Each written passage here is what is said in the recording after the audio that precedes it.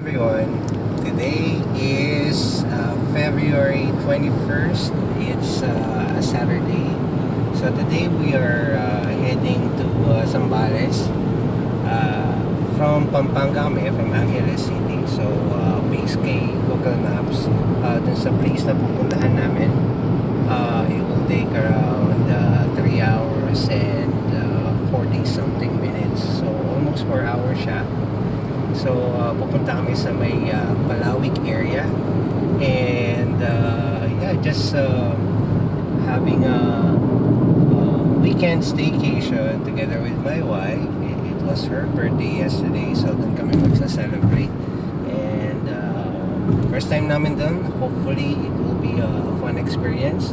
So so far dito na kami sa may SCTEX, and okay naman yung traffic, and we'll just give you an update later. Thank you. Quick update everyone. So andito na kami sa may Subic.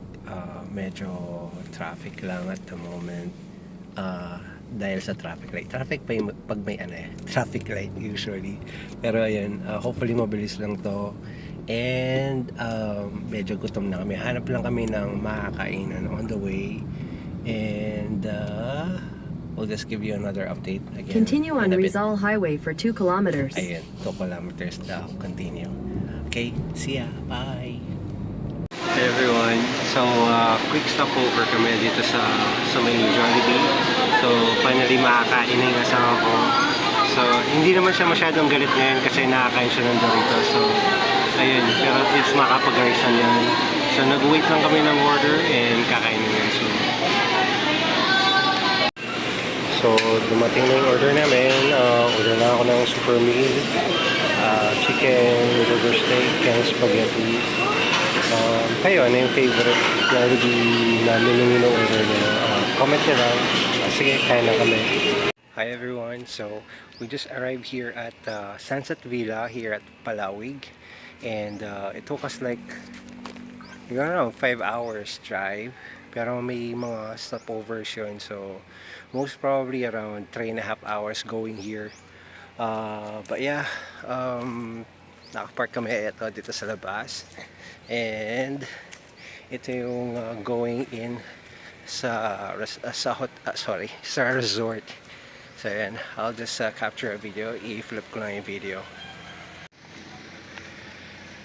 So pagpasok mo dito sa gate, ito yung makikita mo dito yung reception. And so lakad ka lang ng konti and you will see from here, merong mga umbrellas and swimming pool na agad to, and dito yung mga rooms na iba. So if gusto niyo ng mga rooms sa harap ng pool, so dito siya. And ito yung pool, and diretso pa merong mga tables and umbrellas dito if you wanna just chill.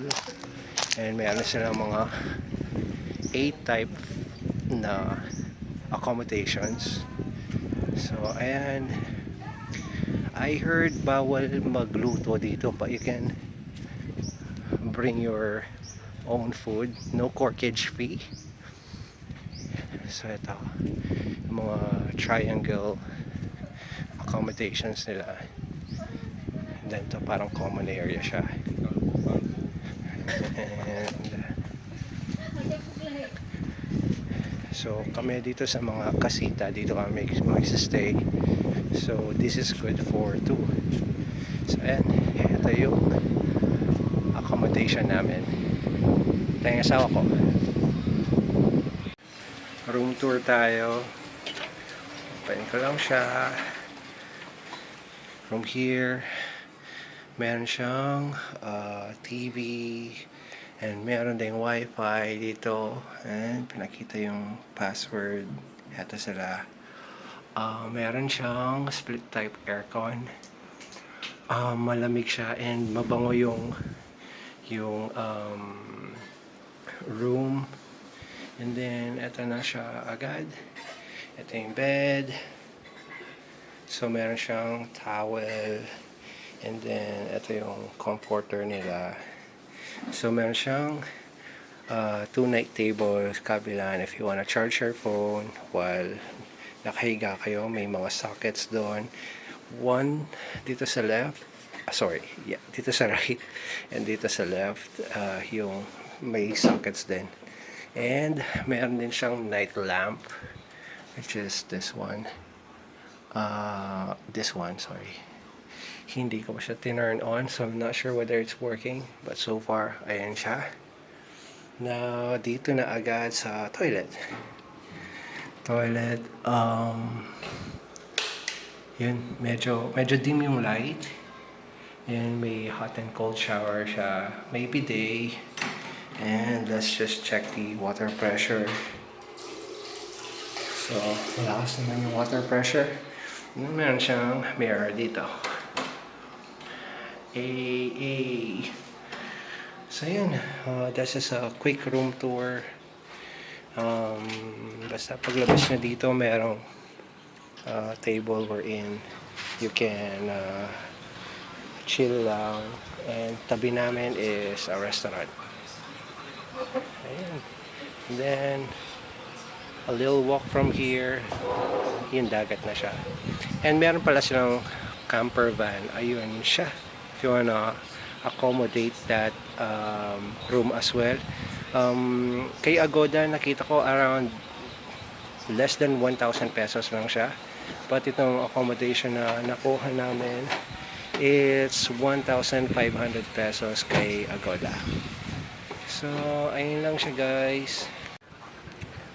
So, ito, coffee lang kami, may bawon kaming coffee and mga bread. Ano kasi itong bread nito? Monday, yung cheese bar. Tsaka yung cream o premium, yung chocolate coated, favorite ko yan. So, yun, merong restaurant naman dito. Kaso parang fries at saka pizza lang yung available na food. And meron din silang mga coolers, iba't ibang drinks, meron din alcohol. But for us, may dala naman kaming cooler. So may dala akong like juice, water, and ano pa ba? Coffee, iced coffee and beer. Gusto mag-beer ng asawa ko. Kasi mag-Netflix siya tonight. Nagdala lang kami ng iPad, nag-download ng movies para if ever na walang mapanood sa TV later, yun, mag-Netflix and chill lang. And yun lang, wala namang ibang plans for today, more on just relaxing and eating. And then after nun, siguro labas lang kami to buy some food ulit. Hahanap na naman ng pagkain. Natatawa yung asawa ko kasi yun, puro pagkain lang dito. Pagkain and tulog and chill, coffee. Yun lang. So yun, if there will be any other activities na pwedeng gawin, I'll be sharing that as well. Pero so far, dun sa registration, nakita ko meron silang ATV rental for 300 pesos, 30 minutes. And it's 600 pesos for 30 minutes. Kaya namin if ever na hindi masyadong mainit tomorrow. Medyo takot sa araw yung asawa ko. At yun, if ever man good yung weather. So far ngayon, maganda yung weather.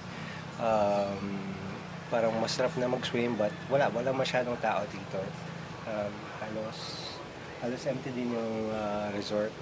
The good thing about it is if you want to stay sa lugar na tahimik, you wanna unwind, chill lang, I think it will be a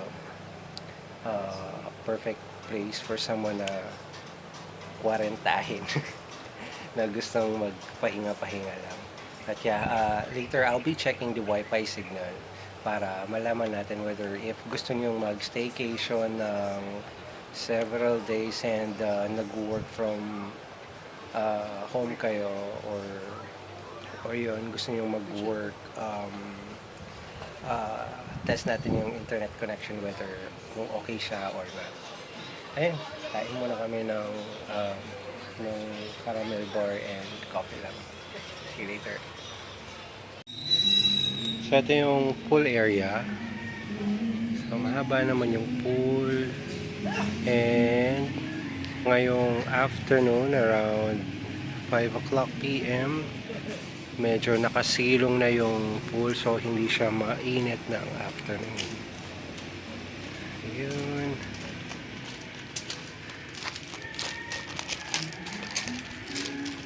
Ayun siya. Then going here, dito na yung sa mga E-type frame na accommodations.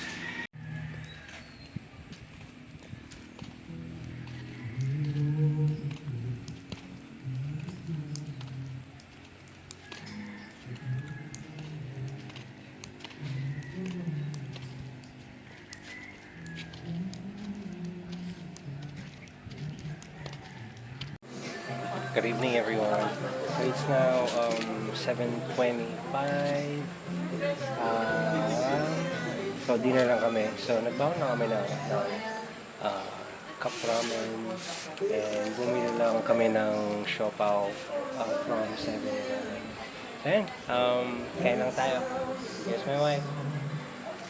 And quick bite lang before we head to bed, pero ewan ko kung matutulog na or we'll just watch some movies. Ayan, mabilis lang kasi baka makapirate tayo. Siya spicy, honey? Mild daw, mild spice. Tikman natin kung masarap.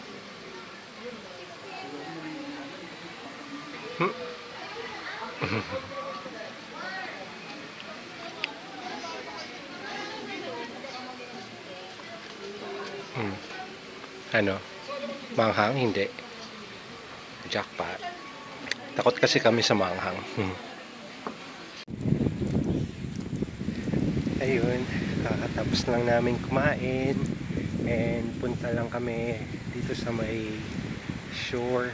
Madilim na, but check lang namin kung anong ganap dito. Though wala naman. Madilim lang, but yun. Like if you want a quiet time. Gusto mo lang mag muni mag-isip-isip, and mag-recollect. I think it's best to sit down dito lang, chill, and kung may cup of coffee ka din, parang sarap magkape dito. Yun, very quiet, peaceful. So it's now like 8:30 p.m. Halos nagpapahinga nga yung mga tao. So yun lang, papahangin lang dito, and pasok na kami sa Ruminabit. Palagi ko manonood lang kami ng movie. Yan, nag-download ako ng movie sa iPad. Okay, we'll give you an update in a bit.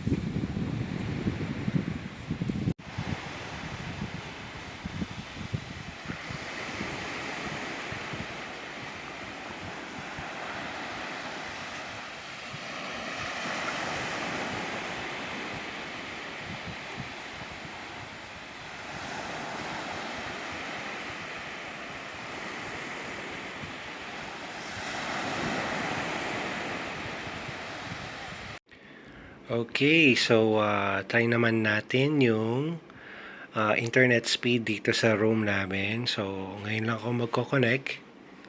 So hit natin yung speed test. Wow. So I would say if magtatrabaho kayo dito while nagbabakasyon, so far so good naman yung internet speed. Download speed is 117 Mbps. And yung upload speed, nice, nasa 119 Mbps. So, I would say perfect na perfect to for working while naka-vacation kayo. So, ayun. Yes, pwede siya dito. Hi again. So, eto, kakatapos lang mag-shower. Ready for bed na. Pero, syempre, before that, nude lang kami ng travel vlogs. Especially ito. Panoorin namin si Marvin sa Macro. So, ayan. Okay naman. Malambot yung bed. And, ano pa ba? Wala namang something na fancy dito sa room. So, okay siya. It's good for two.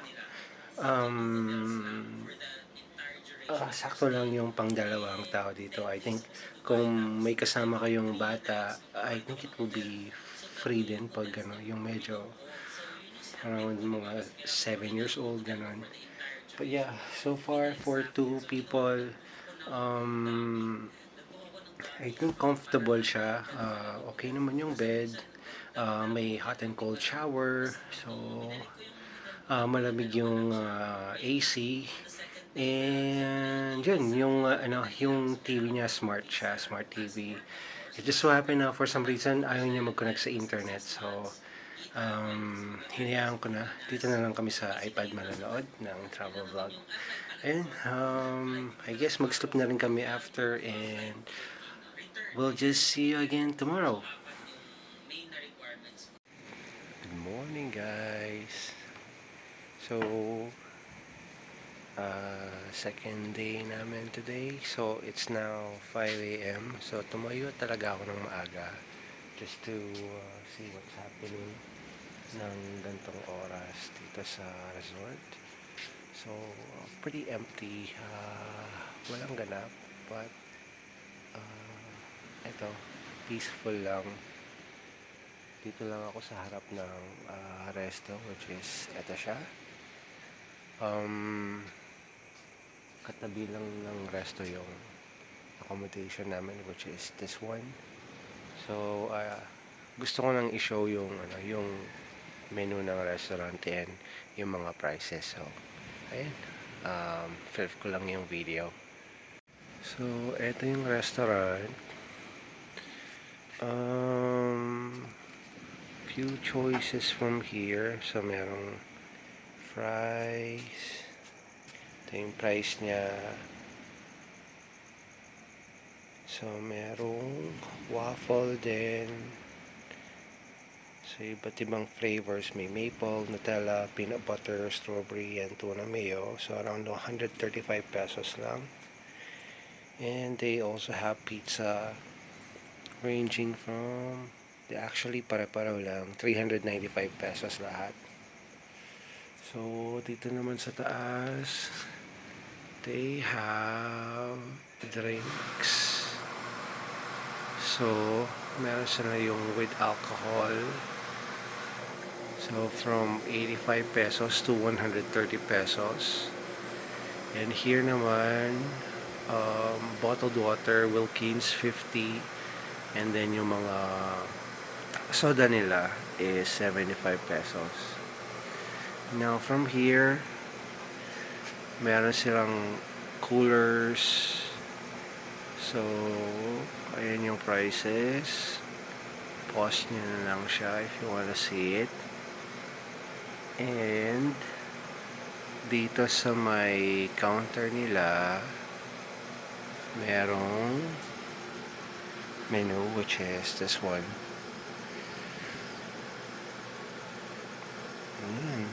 So, okay naman yung prices. Hindi ko alam na may other menu pala. Akala ko puro fries and waffles lang yung ino-offer. Pero, ayan.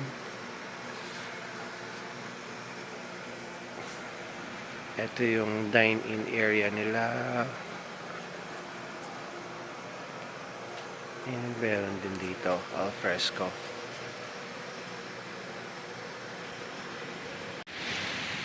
Good morning ulit, guys. Hindi kami nakapag-walk dito sa shore kanina. Hindi namin naabangan yung sunrise. Nakatulog ulit ako. Ayun. So, masyadong madaling kasi kanina. So, humiga na lang ako yung nakatulog ulit ako. So, ayun. Just giving you the view of Palawi, Zambales. Ayun. Ano yung itsura ng shoreline niya ng 8:45. Ayan. Coffee lang tayo. So I have my wife here with me. Ito, nagpe-Facebook lang siya. So, ayun. And ito yung resort. Ayun pala.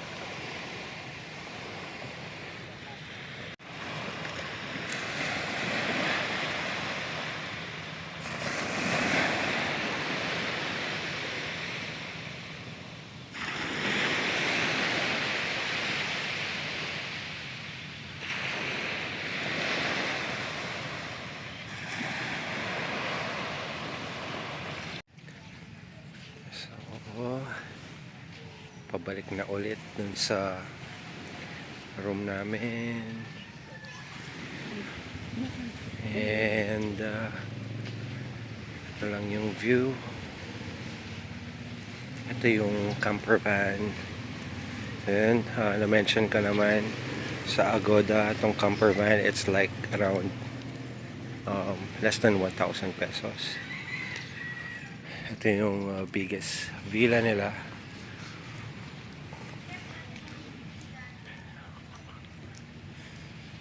Ayan. Ayan, so we'll be checking out na dito sa Sunset Villa here in Palawig. So, bye-bye na dito sa room. So, nakapag-clean up na kami. Ayan.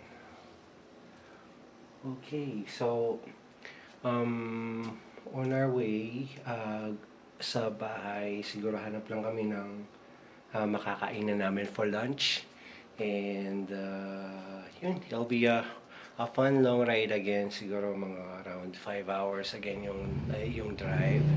But worth it naman, nag-enjoy naman kami. And it was a very relaxing experience.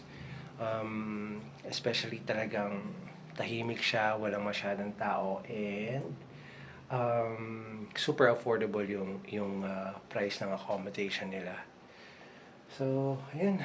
We'll just give you an update pag may nahanap kaming kainan dito. One last look kay Sunset Villa here in Palawig. So, ayun. See you again next time. Also, pakita ko lang yung parking area niya dito.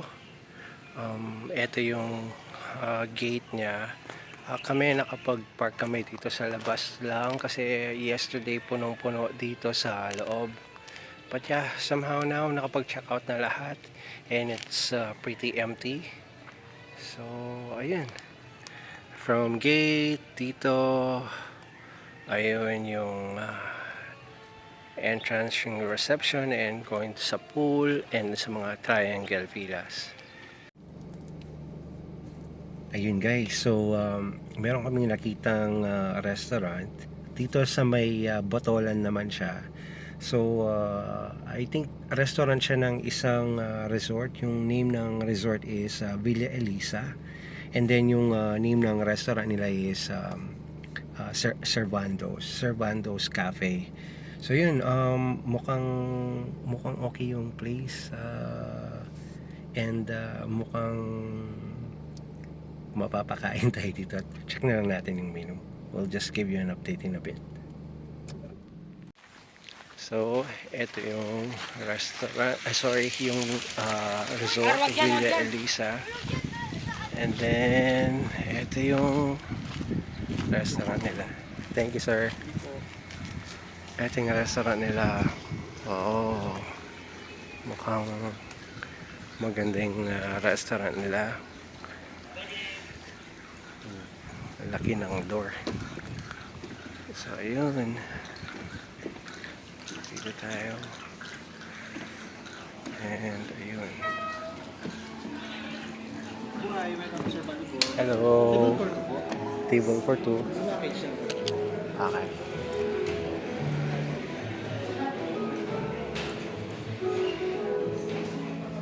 Saan, sir? Dito, okay. Dito tayo.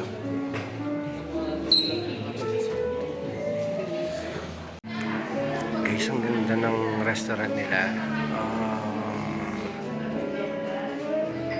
Hindi ko ma-explain pero ang ganda. Para siyang native Filipino na ginawang modern yung place. So, ayun. Nakasama ko. So, ayun. Check natin yung menu kung anong pwede nating orderan. And update ko kung ano yung mga food nila. So, ito. Ayan. Yung asawa ko may order na. But, check lang natin yung menu. Servandos. So, they have breakfast menu. Ayan siya. Pause nyo na lang yung video para makita nyo yung prices. Appetizers, noodles, soups. Dito naman yung pork and chicken. Then yung beef. From here naman, meron silang seafood, vegetables, and dessert. Dito, set meal. So kung group kayo, and then extras, bar food, and pasta. May pizza din sila and quesadilla. So, yun, meron din silang coffee, tea, and coolers, and beef cocktails.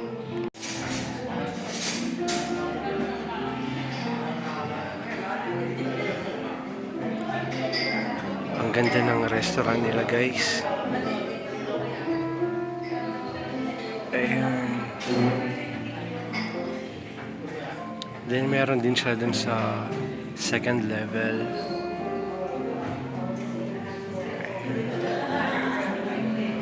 Sobrang ganda ng place nila.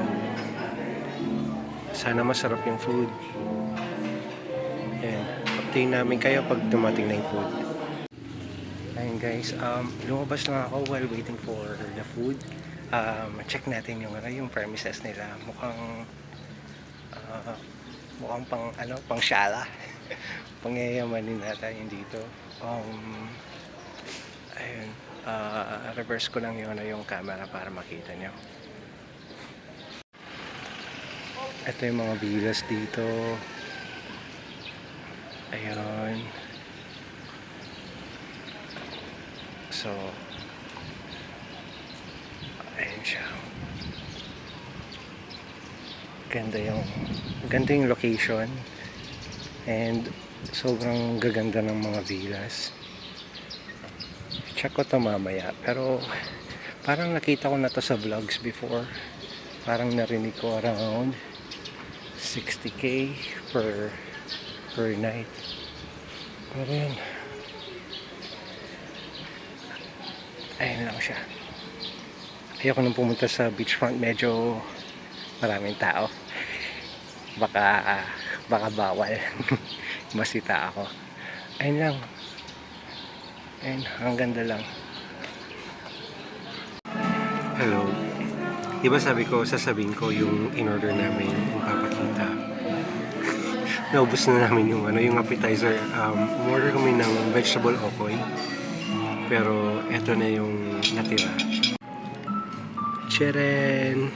Wala na, naubos na. Pero hindi, meron pa dito. Ayan. Crispy okoy siya. So, masarap naman siya. And yung price niya around 280 pesos. 280 pesos and 3 pieces sila. Medyo maliit lang but worth it naman, masarap. Tapos, umorder din kami ng chicken inasal. Sabi yung serving time around 20 to 25 minutes. So, wait lang natin siya. And then, promise, hindi ko muna siya gagalawin. Ipapakita ko muna siya para you'll know what to expect pag pupunta kayo dito. Ito na yung chicken inasal natin, guys. So, ayun. May achar siya, chicken, may toyo mansi, and chicken oil. So, yun. Mas presentable siya kanina. Inalis ko lang yung sauce. Muntikan ko na nga kinain eh. Do sabi ko, ay, papakita ko pala yung yung kakainin namin. So, ayan. So, having lunch here at Servando Restaurant, Cafe, and Bar. Yun, kain lang muna kami, guys. So, dumating na yung dessert namin. So, lava cake. Best seller daw nila dito to. So, hindi pwedeng mamiss namin. So, tikman muna namin siya.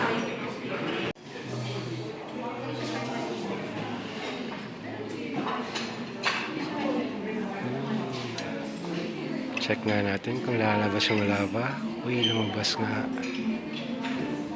Ayun. Nice. Ayan. Enjoy muna namin siya.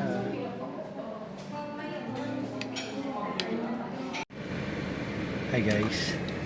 Yun. Kakatapos lang namin kumain. Sobrang satisfied kami. Ang sarap nung inasal nila.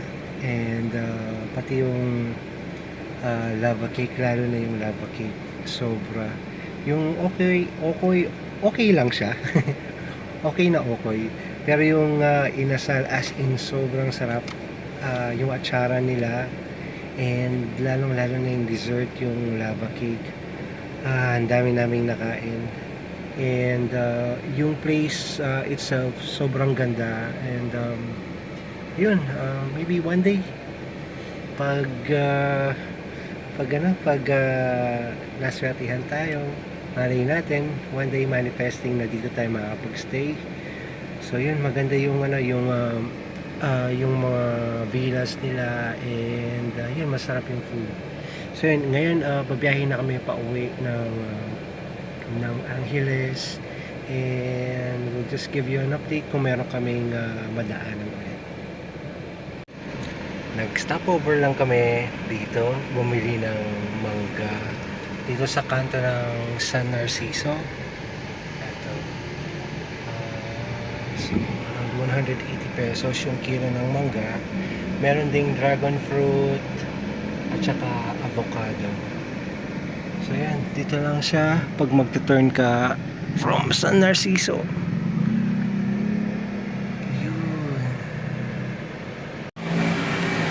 Quick stopover lang kami. Kuha lang kami ng coffee. May nadaanan kami coffee shop. Ito siya. So yun, grab lang kami ng take-out coffee, and then drive na kami pa uwi. Tikman natin yung coffee niya. Medyo inaantok ako eh. Try natin kung kaya niya akong ipaglaban.